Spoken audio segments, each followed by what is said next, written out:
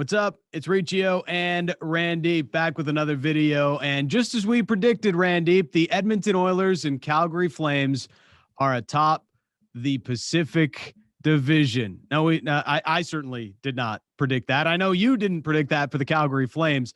How real are the Oilers and Flames right now to you? This is a humbling moment for the most hated man in Calgary and the most hated man in Edmonton right now. Me and you, Reach. So this is kind of where we're at with both of these markets. But I gotta say, the Edmonton Oilers, I will say this, I did predict that they would be good, so no surprise there. But the Calgary Flames, I am going back on my words to say this team does not have staying power. Yes, Daryl Sutter and that living in fear of Daryl Sutter, that discipline has been working. This team, if you look at what they've been able to do, I am very impressed based on the fact that you're getting scoring for longer than I thought they would be. And defensive structure is the key to their game. So to me, when I look at the Calgary Flames, let's start there. This is a team that even though, cup aspirations and all that, that's a separate conversation, but can they stay a top or near the top, a top 3 team in the Pacific Division? They've taught us, they've shown us that through good defense, through timely scoring, they can do that. So I'm not all in on the Calgary Flames, but I have to eat some humble pie here, Reach, that I am very impressed with this team, and I think they have staying power in the Pacific. I just don't see where the slump is going to come from that they all of a sudden fall so far back. Like they've had such a strong start to the season that they've built themselves enough of a cushion that they're probably going to be a playoff team at this point. And look, they've got the real bread man in the league. We know that.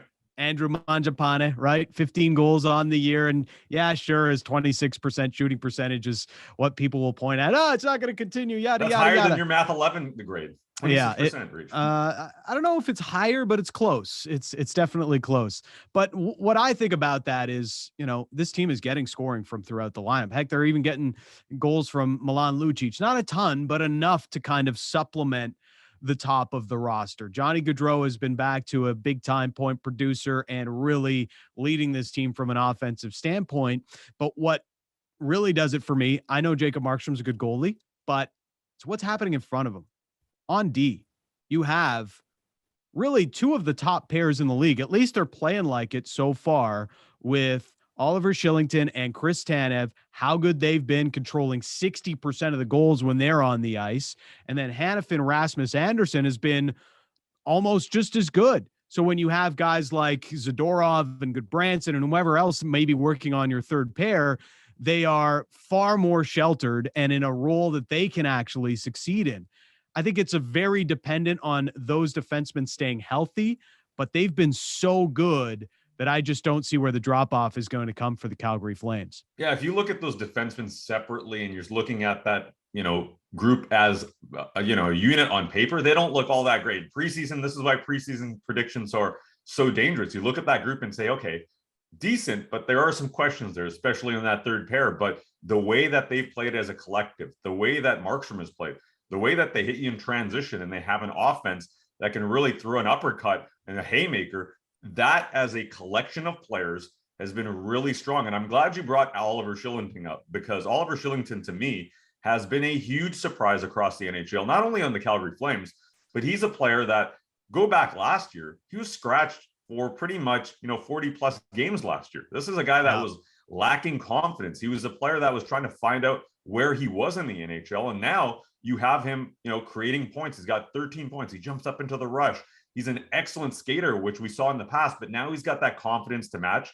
And playing next to Chris Tanev does have that aspect where you can be comfortable with who you are on the ice, because the guy next to you, that right shot D, is going to do his job, and he's going to do it very, very well. So Shillington to me has been, a revelation. And he went from being an outcast in Calgary last year to now being a top 4D and among the best pairings in the league. So I look at that player and I say, he's not going to get the headlines maybe like a Mangiapane does or a Markstrom does, but Shillington has changed the dynamic of that back end. And that's one of the many reasons that this team is going. You hear that? You hear that, Flames fans in the comments? That's Randip eating crow on his preseason predictions. Hey, it's the way it is. Sometimes you're wrong. Sometimes you're right. This time, the one time I'm wrong, it's about the Calgary Flames. You know what I think about Shillington, and I think about Chris Tanev. Like, look at what he's done for this Flames defense the last 2 years. All of a sudden, you've been getting great play out of Noah Hannafin over the last 2 years. He was paired with Tanev last year. Now he's done this with Shillington. It's kind of, I know that some of our watchers here on Sportsnet YouTube think we're a bunch of Vancouver homers, but tell me this. If the Canucks could turn back the clock, would they sign the Chris Tanev contract or Hamonic and Tucker Poolman for $5.5 million, $1 million more than Chris Tanev is making right now? Yeah. Chris Tanev's probably looking at the Vancouver market saying that could have been us, but you lowballed me. Essentially is what's going on there. But it does show you though, right? Having that partner next to a defenseman is so important. And Shillington is thriving right now, whereas Quinn Hughes is probably like, man, that could have been me. All right. So now it's time for me to eat some crow. I raised some questions about the Edmonton Oilers at the start of the year and all of the ifs that they had. We knew Connor McDavid and Leon Draisaitl are going to lead the league in scoring, and essentially they are doing that again. But Alex Ovechkin is trying to make a play for an Art Ross trophy at a late stage of his career, which has been pretty impressive, by the way.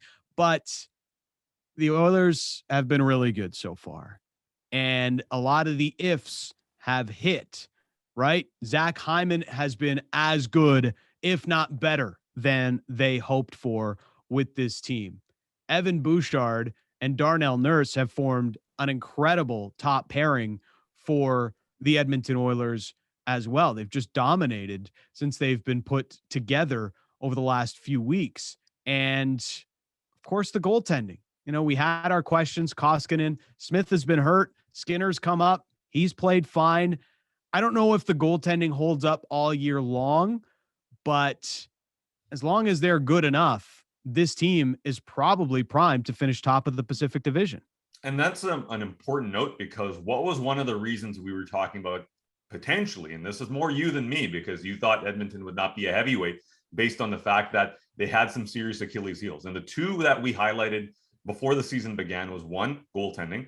Koskinen, outside of one or two shaky performances, has been very solid. His save percentage is, around league average, if not better. You look at Stuart Skinner in limited action, he's been very good. So that's exactly what you want. This team is powered by offense, but the goaltending is not costing them games. And in some cases, has actually won them games. That is an important distinction. And Reach, the other thing was defense. Is this defense strong enough?